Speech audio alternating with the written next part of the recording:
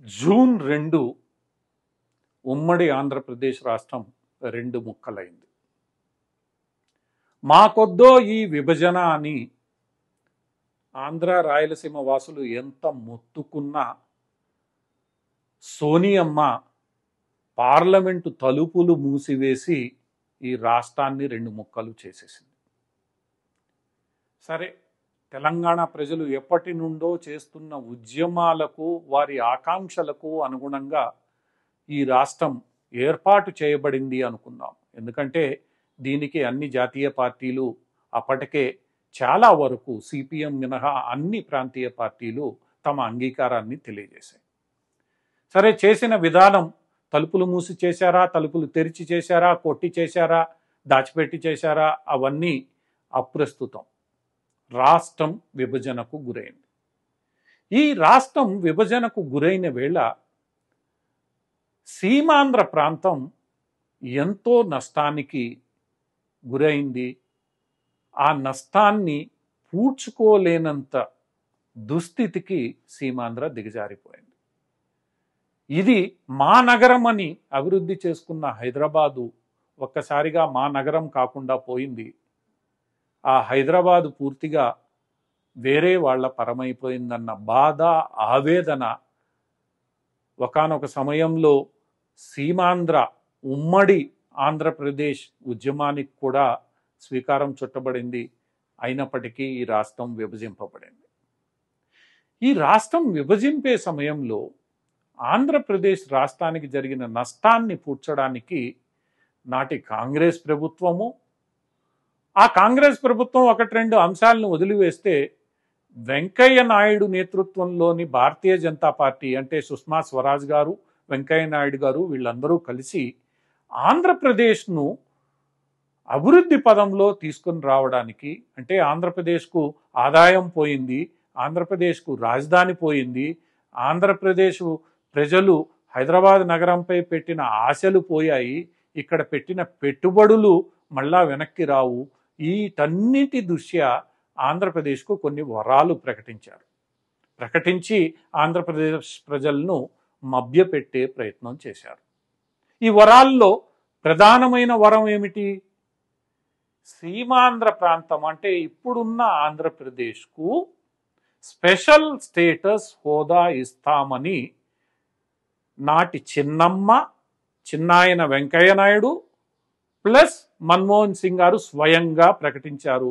వీరిరువురు కలిసి మన్మోహన్ సింగ్ మీద ఒత్తిడి చేసి ప్రకటింపచేశారు. అది కేవలం ప్రకటన మాత్రమే, అది ఎక్కడా కాగితం మీద లేదు.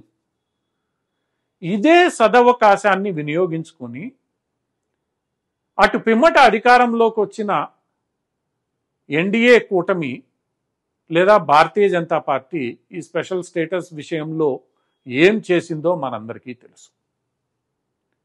భారతీయ జనతా పార్టీ చంద్రబాబు మీద నెడుతుంది, చంద్రబాబు జగన్మోహన్ రెడ్డి మీద వేస్తాడు, జగన్మోహన్ రెడ్డి తిరిగి మోడీని తిడతాడు.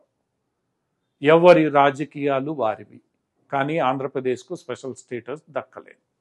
పోనీ ఆంధ్రప్రదేశ్కు స్పెషల్ స్టేటస్ బదులుగా ఏదో ప్రత్యేక ప్యాకేజ్ ఇస్తామంటే ఆ ప్యాకేజ్ ఇంతవరకు ఏమైందో తెలియదు. ఇంకా ఒక అడుగు ముందుకేసి ఒక దేశ ప్రధాని, ఇరువురు ముగ్గురు ముఖ్యమంత్రుల సమక్షంలో ఇటుకరాయి వేసిన అమరావతి నగరం ఈరోజు ఎంత హాస్యాస్పదమైపోయిందో అందరికీ తెలుసు. ఇది ఒక రకంగా భారతీయ ప్రధానికి జరిగిన అవమానం. ఒక ప్రధాని స్వయంగా ఒక ఉద్యమం ద్వారా, ఎందుకంటే ఇక్కడ ఈ శంకుస్థాపనకి ముందు ఒక ఉద్యమం జరిగింది. దేశంలో పలు తీర్థాల నుంచి మట్టి, నీరు కూడా సేకరించారు భారతీయ జనతా పార్టీ వారు. సేకరించి వాటన్నిటిని ప్రధానమంత్రి ఒక చెంబులో తీసుకొని వచ్చి వాటన్నిటిని అక్కడ కలిపి ఇది ఎంతో విశ్వనగరంగా అమరావతి ఎదుగుతుందని ఆశీర్వదించారు. మరి ఆశీర్వాదం ఏమైందో, ఆ ప్రధాని ఏమి మట్టిలో కలిపారో, ఆ అమరావతికి ఏం దోషం తగిలిందో ఈరోజు ఆ అమరావతిలో పిచ్చి మొక్కలు పెరిగిపోతున్నాయి.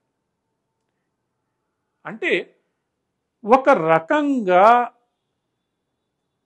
అన్యాయంగా విభజింపబడి అభివృద్ధికి దూరంగా, అభివృద్ధికి కోల్పోయి, నిధులను కోల్పోయి, ఆదాయాన్ని కోల్పోయిన ఆంధ్రప్రదేశ్లో ఇలాంటి దుస్థితి 10 ఏళ్ల తర్వాత ఏర్పడడానికి కారణం కేవలం స్వార్థ రాజకీయాలు మాత్రమే.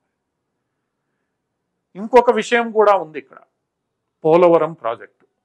ఆ పోలవరం ప్రాజెక్టు ఆంధ్రప్రదేశ్కి కేంద్ర ప్రభుత్వమే కట్టిస్తానని చెప్పింది. తదనుగుణంగా చంద్రబాబు నాయుడు ప్రమాణ స్వీకారం, మొట్టమొదటి విభజిత ఆంధ్రప్రదేశ్ రాష్ట్ర ముఖ్యమంత్రిగా ప్రమాణ స్వీకారం చేయడానికి ముందే తాము హామీ ఇచ్చాం కాబట్టి తెలంగాణ నుంచి కొన్ని మండలాలే ఆంధ్రప్రదేశ్లో కలిపేశారు.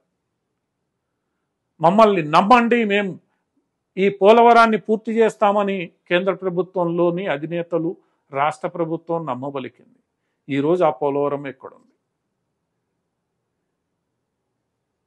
2014లో జరిగిన ఈ విభజన ఆంధ్రప్రదేశ్కు ఎంతో నష్టం చేకూరుస్తుందని వీళ్ళందరికీ తెలుసు.